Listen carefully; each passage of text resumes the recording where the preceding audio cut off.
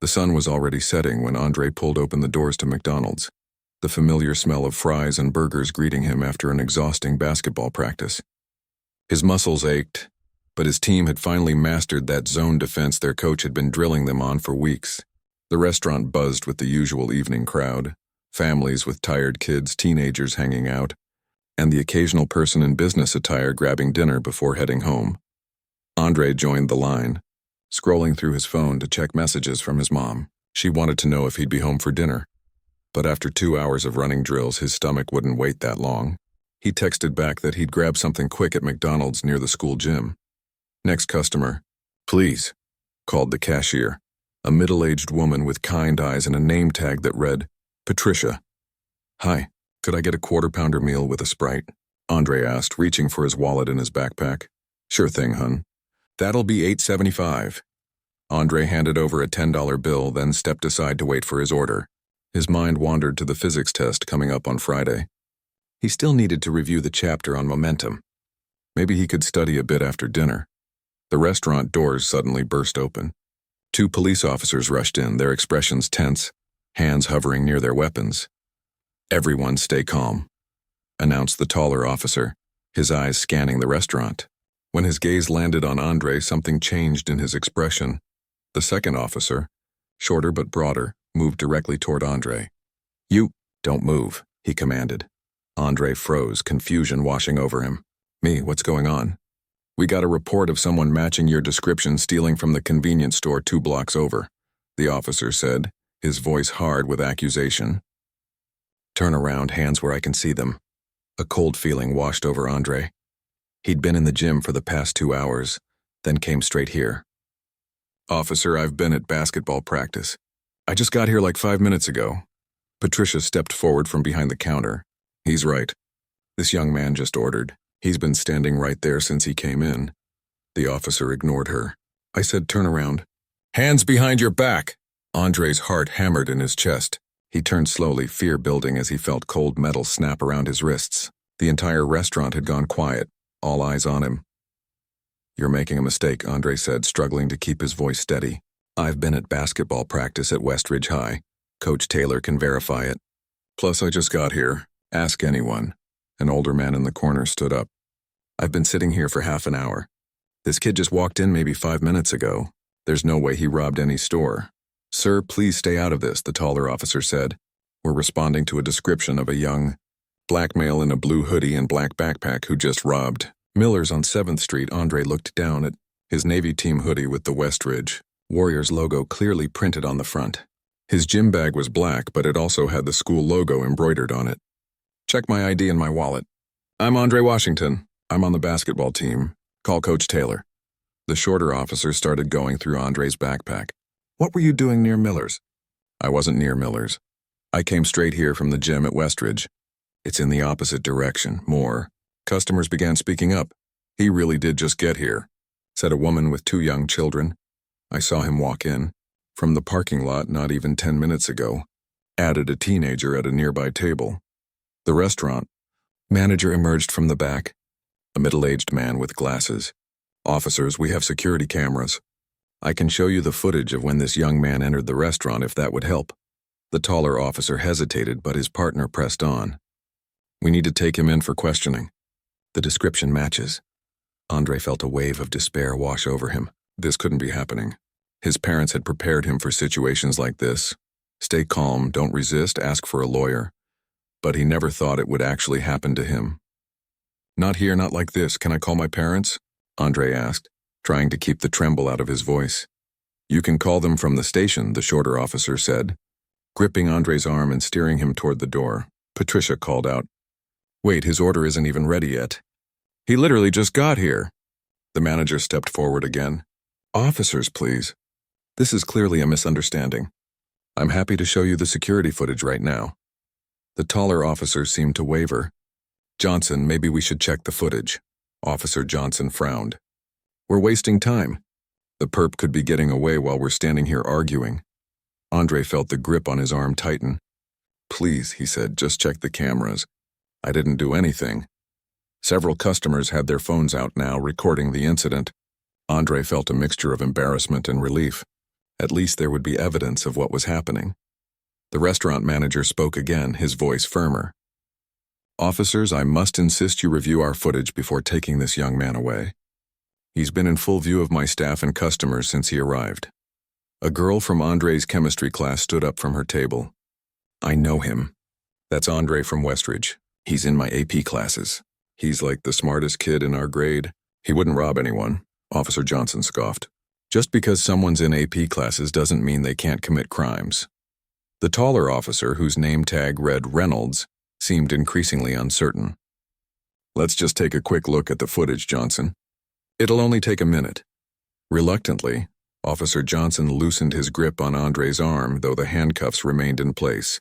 The manager led Officer Reynolds to the back office while Officer Johnson stayed with Andre, watching him closely as if expecting him to make a run for it. Andre stood still, acutely aware of the stares from other customers. Some looked sympathetic, others uncomfortable, and a few seemed almost entertained by the drama unfolding before them. His shoulders ached from the awkward position of his arms, but the physical discomfort was nothing compared to the humiliation burning through him. Patricia approached cautiously. "Your order's ready, honey," she said, placing a bag on the counter. "Though I guess you can't exactly eat it right now."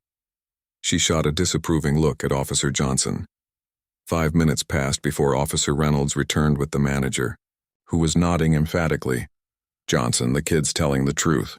Security footage shows him entering at 6:43 p.m.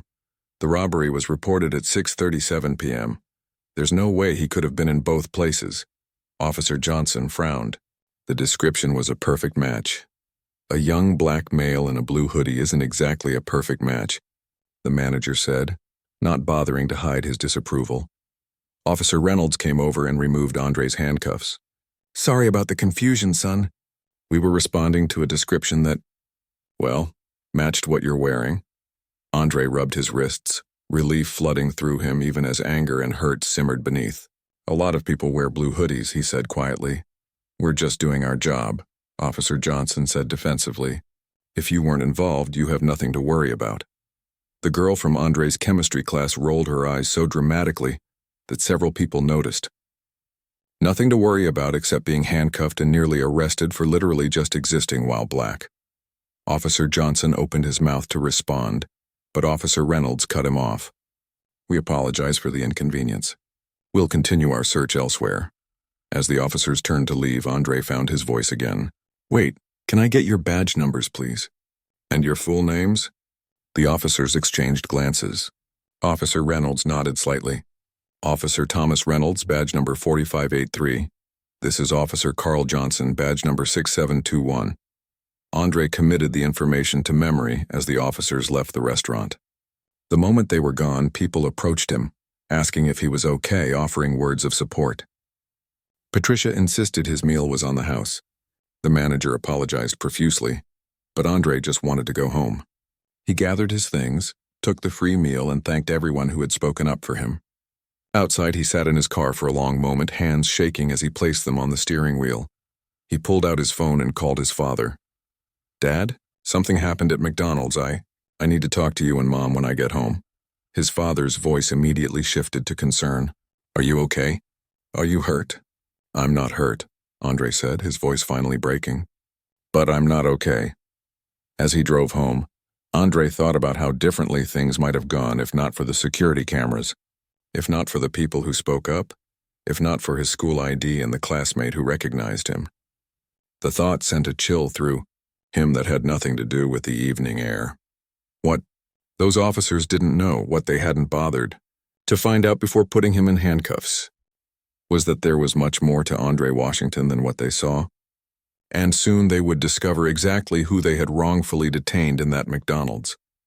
Despite the security footage proving Andre's innocence at McDonald's, things took an unexpected turn when a third officer arrived and insisted they take him in for further questioning. "It could be a case of mistaken identity, but we need to follow protocol," the senior officer had said, ignoring the protests from customers and staff alike. Now Andre sat in a cold metal chair at the police station, his basketball shoes squeaking against the linoleum floor whenever he shifted his weight. The room was plain, just a table, 3 chairs, and a large mirror that Andre knew was probably a two-way window. The handcuffs had been removed, but the feeling of metal against his skin lingered like a phantom. Officer Reynolds had been almost apologetic when processing him, avoiding eye contact as he took Andre's fingerprints. Officer Johnson, on the other hand, maintained that they were just doing their jobs and that Andre should cooperate if he had nothing to hide. Andre checked the clock on the wall for the 10th time. He'd been waiting for nearly 45 minutes. His parents had been called, but he wasn't sure if they'd arrived yet. The thought of his father's face when he learned what happened made Andre's stomach tighten. Not because he feared his dad's reaction, quite the opposite. His father had prepared him for this possibility his entire life. It's not a question of if, son, but when. His father had told him when Andre got his driver's license last year. And when it happens, stay calm, be respectful, but know your rights. Always know your rights. The door opened and Officer Reynolds entered with a folder in hand. "Your parents are here," he said, his voice neutral, but his eyes showing a hint of unease. "They've brought an attorney with them." Andre's shoulders relaxed slightly. Of course his parents had called Mrs. Winters. She had been a family friend for years and one of the city's most respected civil rights attorneys. Officer Reynolds hesitated. "Look, kid, for what it's worth, I think there's been a misunderstanding, but we had to follow up on the description we were given. A young black male in a blue hoodie could be thousands of people," Andre said quietly, "including dozens at my school alone." Before Officer Reynolds could respond, the door opened again. Andre's father entered first, his tall frame filling the doorway, dressed in the suit he'd worn to work that morning as a high school principal. His mother followed, still wearing her hospital scrubs from her shift as a cardiology nurse. Behind them came Mrs. Winters carrying a leather briefcase, her gray-streaked hair pulled back in a tight bun. "Andre," his mother breathed, rushing to hug him. "Are you hurt? Did they touch you?" "I'm okay, Mom," Andre said, though the tremor in his voice suggested otherwise, just embarrassed and angry. His father placed a hand on Andre's shoulder, his face a careful mask of control, but Andre could see the fury burning behind his eyes. Mr. Washington had been wrongfully arrested himself in his youth during a civil rights protest and seeing history repeat itself with his son cut deep. Mrs. Winters placed her briefcase on the table with a decisive thud. "I'd like to understand why my client is being held when multiple witnesses and security footage have already confirmed he was not at the scene of any crime." Officer Reynolds shifted uncomfortably. "Ma'am, we received a description. A vague description that could match thousands of young men in this city," Mrs. Winters finished for him. "And despite evidence to the contrary, you still brought him in. I'd like to speak with the officer in charge." As if on cue, the door opened again, and a man in his 50s with salt and pepper hair and a captain's badge entered. "I'm Captain Thornton. Mrs. Winters, we've crossed paths before, I believe." "Indeed we have," she replied coolly. "Usually, under similar circumstances of overreach by your department." The captain's expression tightened slightly. "We're following procedure for a reported robbery. By arresting innocent teenagers based on nothing more than their skin color and clothing." Mr. Washington spoke up, his deep voice vibrating with controlled anger. He pulled out his phone. "I've already started recording this interaction, Captain, and I believe my son requested badge numbers from the arresting officers." "Dad," Andre said quietly, "they took my backpack with my student ID, and my phone has the basketball team's schedule proving I was at practice."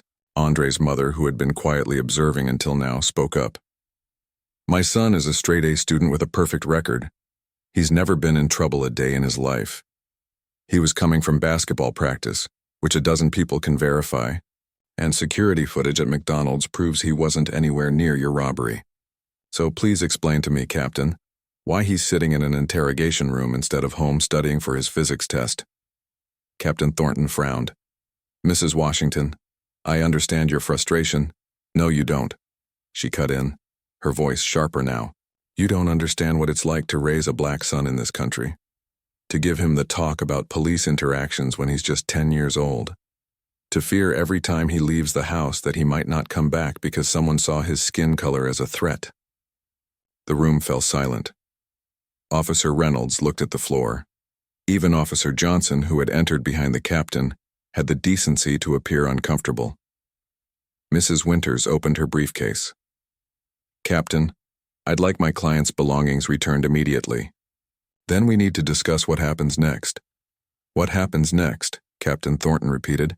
"Yes, the unlawful detention of a minor based on racial profiling, the emotional distress caused to my client, the potential violation of his civil rights." Mrs. Winters pulled out a notepad.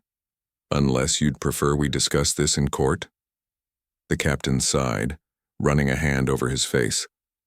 "Let's not get ahead of ourselves.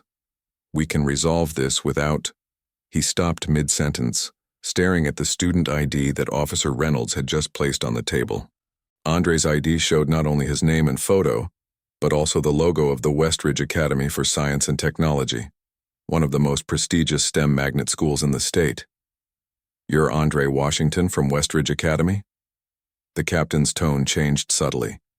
Andre nodded, confused by the shift. Captain Thornton turned to Officer Johnson. "Did you check his ID before bringing him in?" "We were responding to a description, sir," Officer Johnson said defensively.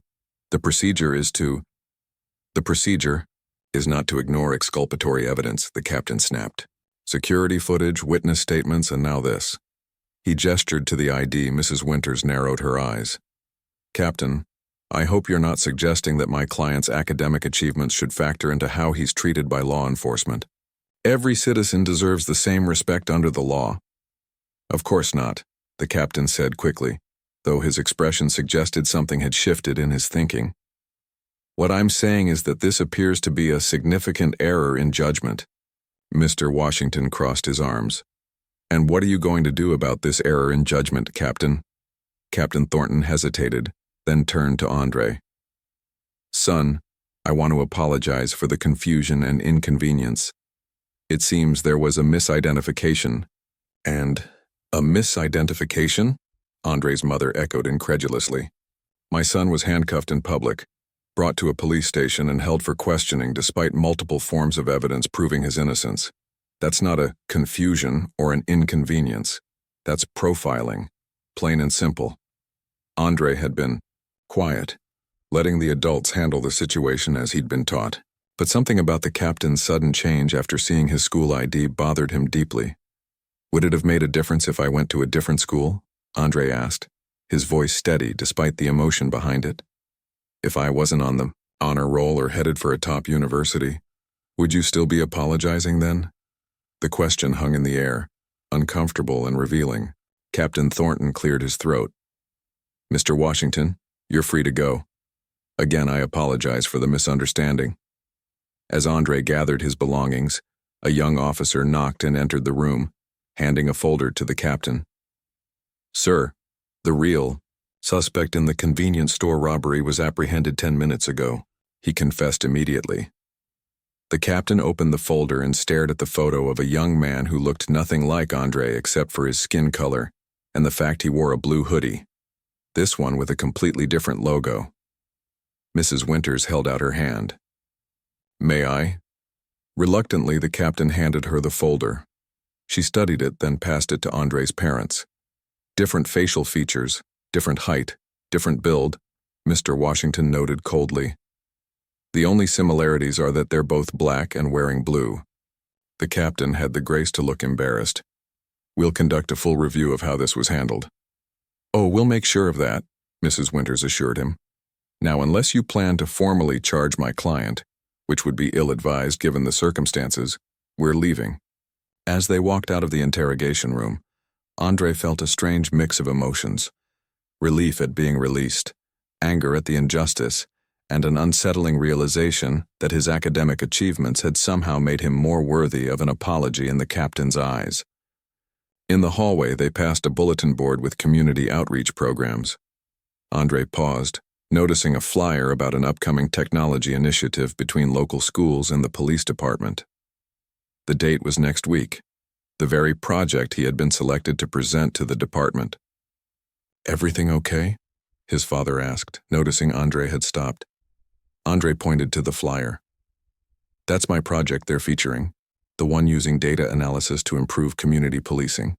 I'm supposed to present it to this department next Tuesday." His father's eyebrows rose. His mother looked from the flyer to Andre's face. Even Mrs. Winters seemed surprised. Captain Thornton, who had followed them out, overheard and looked at the flyer, then back at Andre with dawning recognition. "You're that Andre Washington?" the captain asked, his face paling slightly. "The one who developed the predictive policing algorithm that accounts for racial bias?" Andre nodded slowly, meeting the captain's eyes. "Yes, sir. That would be me." The ride home from the police station was mostly silent. Andre sat in the back seat of his father's car, watching raindrops race down the window while his parents occasionally exchanged glances in the rearview mirror. His mother had insisted on coming home with them rather than returning to finish her hospital shift. "You should call Dr. Mitchell," Andre finally said, breaking the silence. "Tell her you'll be back soon. They need you for the night rotation." His mother turned in her seat to look at him. "The hospital has other nurses.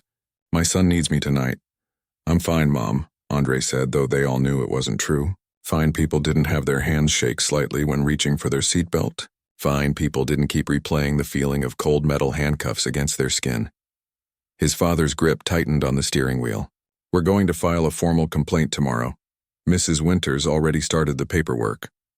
Andre nodded, then turned back to the window. The captain's face when he realized who I was. "Did you see it?" His father made a sound between a sigh and a growl. "I saw it. Suddenly you mattered when he realized you were the wonder kid from Westridge working on the police department's pet project." "It shouldn't have taken that," his mother said quietly. "They should have listened when witnesses said you weren't there. They should have believed the security footage. They should have treated you with basic human dignity regardless of what school you attend." They pulled into their driveway, a modest home in a middle-class neighborhood where Andre had grown up. His basketball trophies were visible through the front window, along with academic awards his parents had proudly displayed. It felt strange coming home like this, not after a game or study session, but from a police station where he'd been treated like a criminal. As they entered the house, Andre's phone buzzed with notifications. News of what happened had spread quickly among his friends. The McDonald's incident had been recorded by several customers, and clips were already circulating on social media. They didn't even bother to check the footage, Andre said, scrolling through messages. "How hard would it have been to just look at the security cameras before putting me in handcuffs?" His father placed a hand on his shoulder. "You know why they didn't," Andre nodded. He did know. The same reason his father had taught him to keep his hands visible, if ever stopped by police. The same reason his mother always insisted he keep his school ID visible when shopping in upscale stores. The same reason that, despite his 4.0 GPA and accolades from science competitions, some people would only ever see his skin color first. "I don't know if I want to present my project to the department anymore," Andre said, sitting heavily on the living room couch. "Feels kind of pointless now." His mother sat beside him. "That's your decision and we'll support whatever you choose. But remember why you created that algorithm in the first place." Andre had developed his program after a family friend was wrongfully detained in a case of mistaken identity 2 years ago. He'd spent countless hours coding, gathering police data from public records, and consulting with statisticians to create a system that could help identify patterns of bias in policing.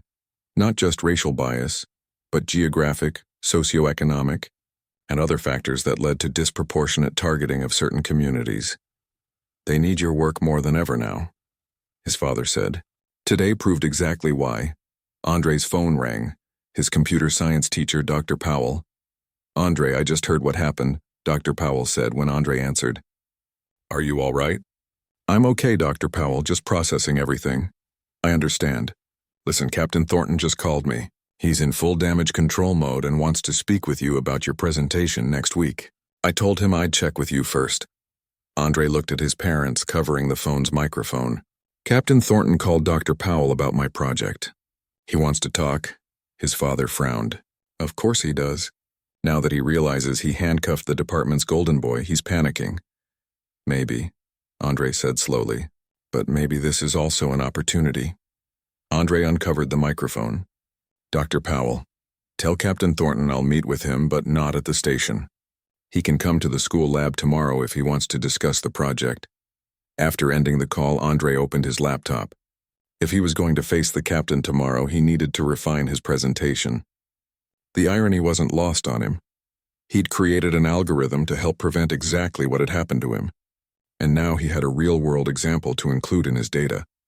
The next morning, Andre arrived at the school computer lab earlier than usual. He'd barely slept, alternating between anger over his treatment and determination to use the experience constructively. His parents had wanted to come with him, but he insisted on meeting the captain alone. With Dr. Powell present as a faculty advisor, he was reviewing his presentation slides when Dr. Powell arrived with Captain Thornton. The captain looked uncomfortable in the school setting, surrounded by computers and robotics equipment. "Thank you for agreeing to meet." "Andre," Captain Thornton said, extending his hand. Andre hesitated before shaking it. "Thank you for coming to my turf this time, Captain." Dr. Powell pulled up a chair. "Andre has been working on this project for nearly a year now. His algorithm has already garnered interest from 3 police departments in neighboring counties." Captain Thornton nodded. "I've reviewed the preliminary materials you sent our department. It's impressive work. And after yesterday, well, I can see why this matters to you personally." "It mattered to me before yesterday," Andre said evenly. "But yes, now I have first-hand experience with the problems my program aims to address." Andre turned to his computer and pulled up a series of data visualizations. "This shows arrest patterns in our city over the past 5 years, broken down by neighborhood, time of day, reported crime, and demographics of those arrested." The captain leaned forward, studying the charts. "These patterns are concerning. They're predictable," Andre corrected. "My algorithm doesn't just identify these patterns. It suggests alternative approaches to policing that could help reduce bias." He clicked to the next slide, which showed a simulation of police response scenarios. For example, in situations like yesterday's robbery, my program would have flagged the vague description as high risk for misidentification. It would have suggested gathering more evidence before making an arrest, especially when contradictory evidence exists, like security footage proving someone's whereabouts. Captain Thornton's expression tightened.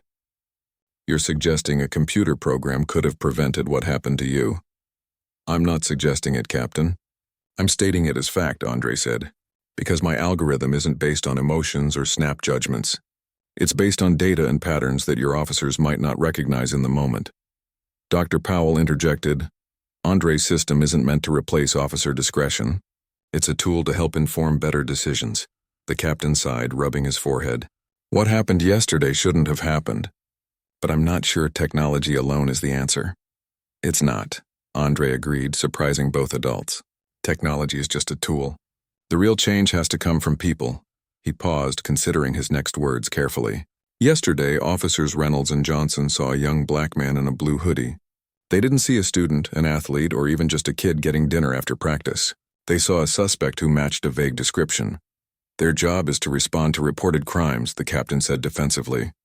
"Their job is to protect and serve everyone," Andre countered, "including innocent people who happen to match vague descriptions. My program can't fix biased thinking, but it can help identify when and where it's happening, and suggest better approaches." Andre clicked to another slide showing statistical outcomes of different policing strategies. "What if Officer Reynolds and Johnson had been required to check the security footage before handcuffing me?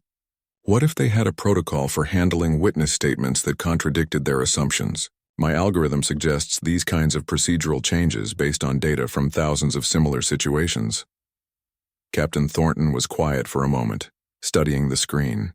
"The department has been looking for ways to improve community relations, especially in neighborhoods where trust in police is low.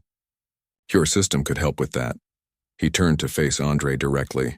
"But I have to ask, after what happened yesterday, are you still willing to work with us?" It was the question Andre had been asking himself all night. Was he willing to continue this project after experiencing firsthand the very problem he was trying to solve? "I created this program because I believed police work could be better," Andre said finally. "What happened yesterday didn't change that belief. If anything, it made it stronger." He closed his laptop. "But I have conditions." "What conditions?" the captain asked.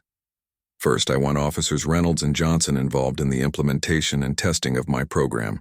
They should understand exactly how their actions yesterday fit into larger patterns." The captain nodded slowly. "That's reasonable. What else?" "Second, I want the department to commit to a 6-month trial of the full system. not just the parts that are convenient or comfortable. We'd need to get budget approval, but I can advocate for that, Captain Thornton agreed. And third, Andre continued, I want to present my findings to the entire department, including my personal experience. No sanitizing what happened or pretending it was just an unfortunate misunderstanding. The captain hesitated at this last request, clearly weighing the political implications. That might be difficult to arrange, Dr. Powell spoke up.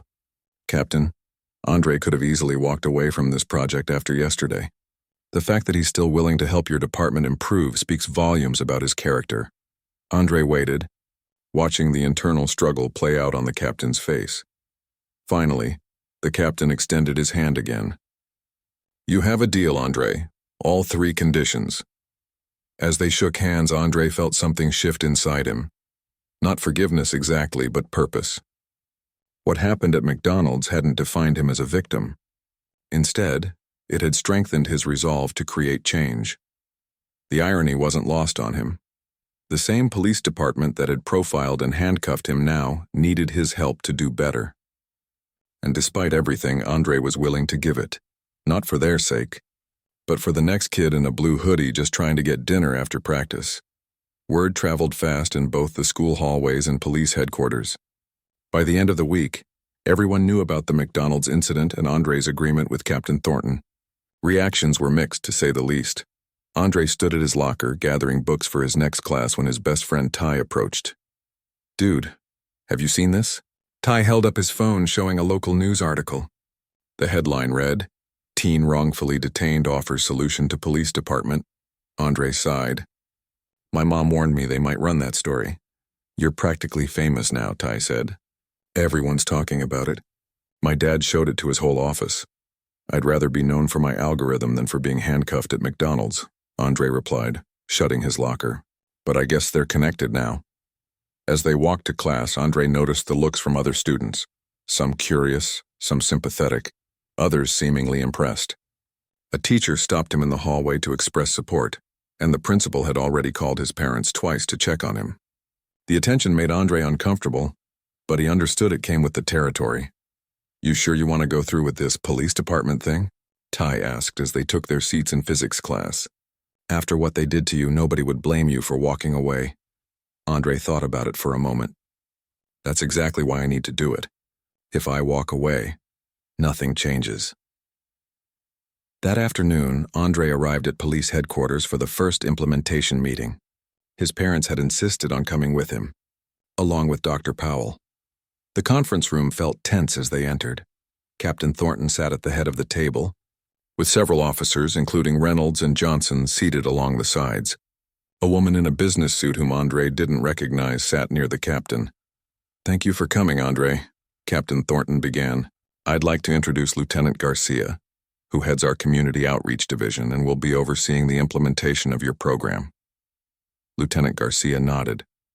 I've reviewed your work, Andre. It's impressive, especially coming from someone your age. Thank you, Andre said, setting up his laptop. He could feel Officer Johnson's eyes on him, the man's expression unreadable. Before we begin, Captain Thornton continued, I think it's important to address what happened last week. Officers Reynolds and Johnson have agreed to share their perspectives as part of this process. Officer Reynolds cleared his throat. I want to apologize again for what happened, Andre. We received a description and acted on limited information. In retrospect, we should have checked the security footage immediately. Andre nodded but said nothing, waiting to hear from Officer Johnson.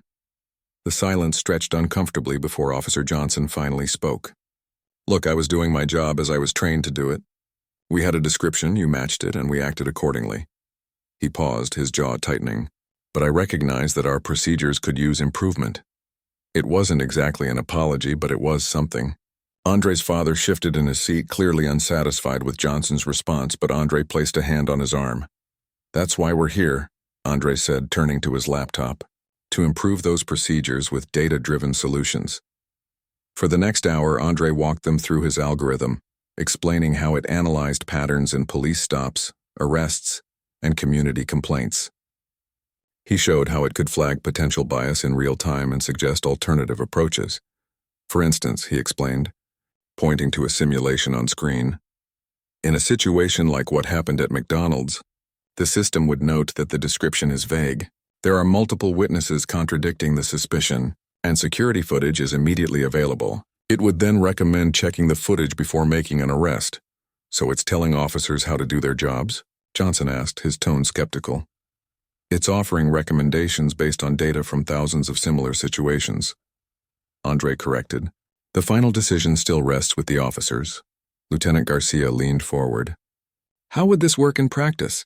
Our officers don't have time to consult a computer program in the middle of responding to calls.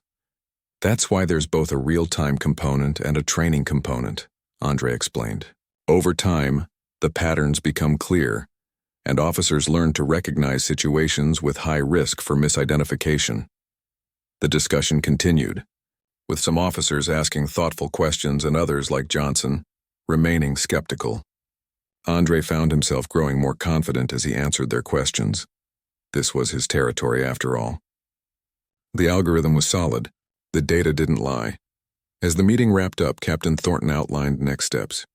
We'll begin with a trial in 2 precincts, downtown and east side. Andre will work with Lieutenant Garcia to implement the system, and all officers in those precincts will receive training.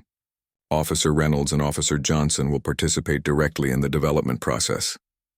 Officer Johnson's head snapped up. Sir, I have regular patrol duties and this is your new assignment for the next 3 months, Johnson. The captain cut him off. Consider it an opportunity to shape a program that could potentially be adopted citywide. As they gathered their things to leave, Andre noticed Officer Reynolds lingering nearby, seemingly wanting to speak with him. His parents had moved to talk with the captain, giving Andre a moment alone with the officer. I wanted to say something else, Reynolds said quietly. What happened to you? It made me think about other stops I've made. Other times I might have jumped to conclusions based on appearances. Andre met his gaze steadily. And I want to do better, Reynolds admitted. I joined the force to help people, not to frighten kids getting dinner after basketball practice. Before Andre could respond, his father called him over, and the moment passed. But something had shifted, at least with Reynolds. It was a start. The next few weeks were a whirlwind. Andre balanced school and basketball with regular visits to the police department, where he worked with a small team to implement his algorithm. Word of the project spread beyond their city, with neighboring departments expressing interest. Local media ran follow-up stories, framing Andre as a wunderkind turning personal injustice into positive change. Not everything went smoothly, of course. Some officers resisted the program, seeing it as an implication that they weren't doing their jobs properly. Officer Johnson remained distant during implementation sessions, contributing the minimum required. And Andre still felt a knot in his stomach whenever he saw a patrol car, the memory of handcuffs still fresh. Then came the community forum, an open meeting where citizens could learn about the new program and provide input. Andre had been nervous about presenting, but his parents and Dr. Powell helped him prepare. The high school auditorium was packed, with community members, city officials, and media all in attendance. As Andre took the podium, he saw familiar faces from school, neighbors, and even Patricia from McDonald's sitting in the audience. Captain Thornton and Lieutenant Garcia sat in the front row, alongside Andre's parents and several city council members. Thank you all for coming tonight, Andre began. 3 weeks ago, I was handcuffed at McDonald's because I matched a vague description of a robbery suspect. Despite security footage proving I couldn't have committed the crime, despite witnesses stating I had just arrived, I was handcuffed and taken to the police station. The room was silent as Andre recounted what happened. He didn't dramatize or embellish, he didn't need to. The facts were powerful enough. I could have responded with anger alone and nobody would have blamed me, Andre continued.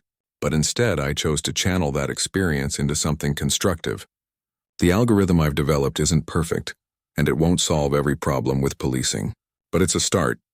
Andre demonstrated how the program worked, showing simulations of various police interactions and how the algorithm would flag potential issues. When he finished, the questions began. Some supportive, others skeptical, a few openly hostile.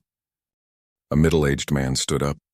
How do we know this isn't just a PR stunt by the department to cover up what they did to you?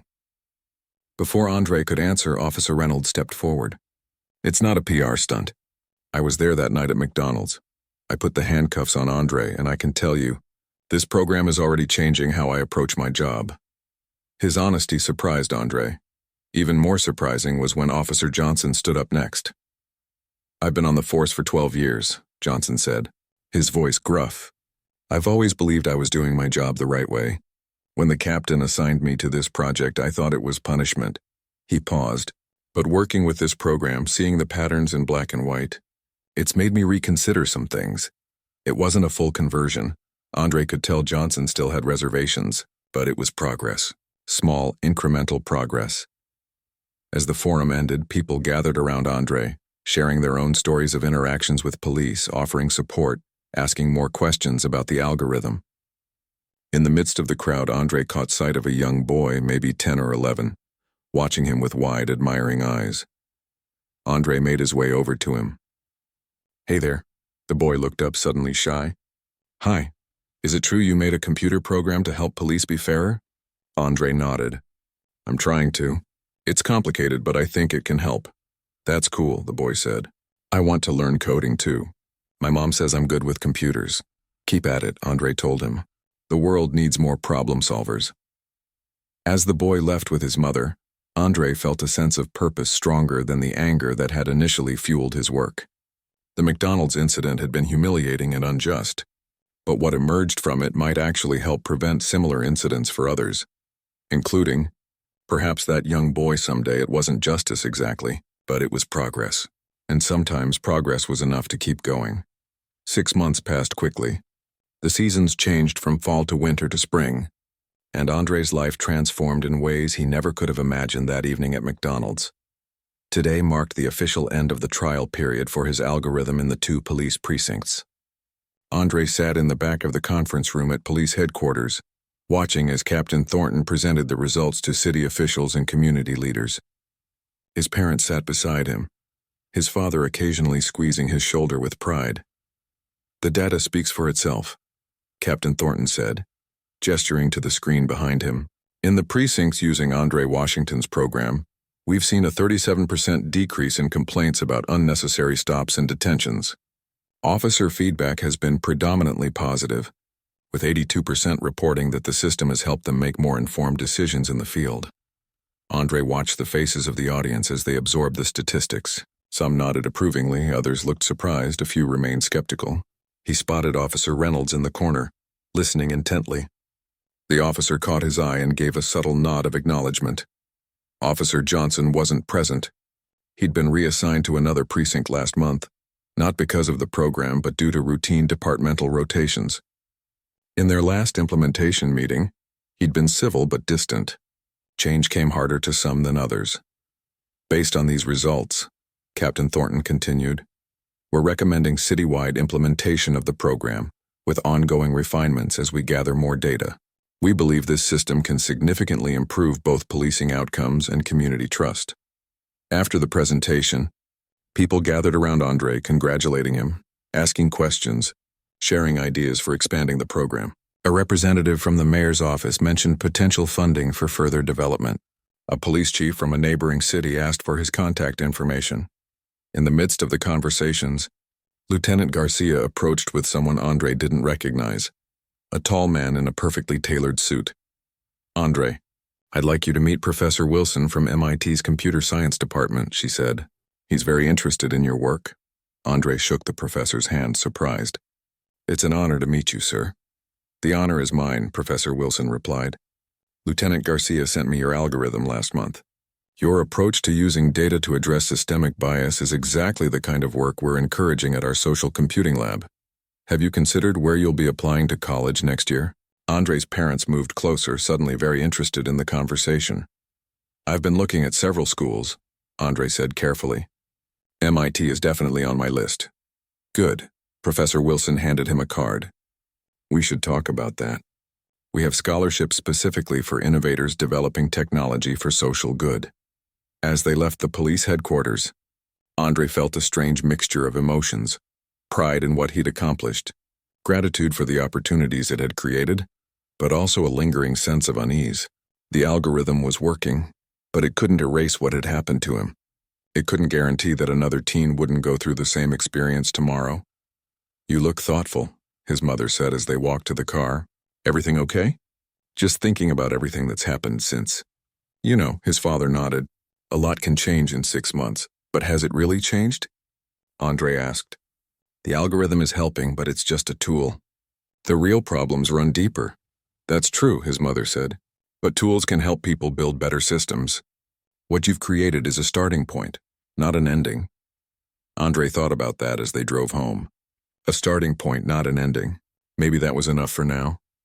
That evening, his parents surprised him with a small celebration dinner. They'd invited Ty and his family, Dr. Powell, Mrs. Winters, and a few other close friends who had supported them throughout the ordeal. "To Andre," his father toasted, raising his glass, "for turning an injustice into an opportunity for change." Everyone raised their glasses, but Andre felt uncomfortable with the attention. "I just did what made sense," he said. "Anyone would have done the same." "No," Mrs. Winters said firmly. "Most people would have accepted a settlement and moved on, or they would have given up when things got difficult. You chose the harder path." After dinner, Andre stepped outside for some air, scrolling through emails on his phone. Several universities had reached out following news coverage of his project. MIT, Stanford, Georgia Tech, places that had seemed like distant dreams before. He was reading an email from a national civil rights organization when a police cruiser pulled into the driveway, causing his heart to skip a beat. Old instincts died hard, but it was Officer Reynolds who stepped out, not in uniform. "Sorry to interrupt your evening, Andre. I wanted to drop something off before my vacation next week." He handed Andre a manila envelope. "It's the final report from my precinct's officers about the program. I thought you might want to see the unfiltered feedback, both good and bad." "Thank you," Andre said, surprised. "You didn't have to bring this personally." "I wanted to," Reynolds said. Then he hesitated. "Also, I thought you should know I applied for the training officer position. If I get it, I'll be teaching new recruits. I plan to make your program a core part of their training." Andre nodded, unsure what to say. 6 months ago, this man had put handcuffs on him at McDonald's. Now he was standing in Andre's driveway, talking about using Andre's program to train new officers. "That would be good," Andre finally said. "The earlier they learn, the better." After Reynolds left, Andre went back inside, still thinking about the strange turn his life had taken. The conversation around the dinner table had shifted to Andre's college prospects. Everyone had opinions about where he should go, what he should study. "I still don't know what I want to major in," Andre admitted when asked directly. "Computer science makes sense, but I'm also interested in law, policy, maybe even criminal justice." "You've got time to figure it out," Dr. Powell said. "But whatever you choose, your work has already made an impact." Later that night, after everyone had gone home, Andre sat at his desk reading through the feedback Officer Reynolds had brought. Some comments were enthusiastic, others reluctant, a few outright resistant. Real change was never simple or universal. His phone pinged with a notification, a news alert about a police department in a neighboring state adopting a program similar to his. The ripple effects were spreading. Andre closed his laptop and looked at the wall above his desk where he'd pinned the McDonald's receipt from that night 6 months ago. He'd kept it as a reminder, not of the injustice, but of the catalyst that had set everything in motion. His phone buzzed again, this time with a text from Ty. "Dude, they're talking about your program on the news right now." Andre turned on his television just in time to catch the end of a segment. The reporter was standing outside the same McDonald's where he'd been handcuffed, talking about how one teenager's wrongful detention had led to meaningful changes in police practices across the region. The final shot showed a group of teens, some black, some white, some brown, sitting together inside that same McDonald's, laughing and eating, unbothered by the world outside. It was such a simple image, yet it represented everything Andre had been working toward. A world where kids could just be kids, without fear, without having to be exceptional to be treated with basic dignity. The next morning, Andre woke up to an email from a university he hadn't applied to yet, a prestigious school on the East Coast offering him a full scholarship. The subject line read, "Your future in public policy and computer science." As he read the email, his mother called up from downstairs. "Andre, there's someone here to see you." He headed downstairs to find Captain Thornton standing in the living room, looking somewhat out of place among the family photos and basketball trophies. "Sorry to drop by unannounced," the captain said, "but I wanted to tell you in person that the City Council unanimously approved the funding for citywide implementation of your program. We start training next month." Andre shook the captain's hand, noting how different this interaction felt from their first meeting at the police station. "Thank you for letting me know," Andre said. "There's one more thing," Captain Thornton continued. "The mayor wants to create a youth advisory council for police community relations. She's hoping you might consider leading it." Andre looked at his parents, who nodded encouragingly but stayed silent, letting him make his own decision. "I'll think about it," Andre said carefully. "I've got a lot going on with college applications and everything else." "Of course," the captain replied. "The offer stands whenever you're ready." After the captain left, Andre's father put an arm around his shoulders. "From handcuffed to city leader in 6 months. Not bad, son." Andre smiled, but his mind was already racing ahead to the next challenge, the next improvement to his algorithm, the next step toward change. The McDonald's incident hadn't defined him. It had simply revealed who he already was and what he was capable of doing. It wasn't the ending he would have chosen, but it was a beginning he could be proud of.